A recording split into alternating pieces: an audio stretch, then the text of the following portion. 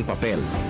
Tahimik lang sa isang sulok pero laging pinag-aagawan ng dalawang damdaming parehong hindi sigurado. Ikaw, lapis. Nauna ka. Unang humawak, unang sumulat, pero laging burado ang mga pangako mo.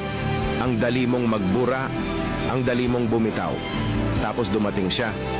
Si ballpen, matulis, malinaw, diretso kong magmahal. Pero isang pagkakamali lang, hindi na mababawi. At eto ako, nalilito kung sino ba sa inyo ang dapat kong hayaang magsulat sa akin.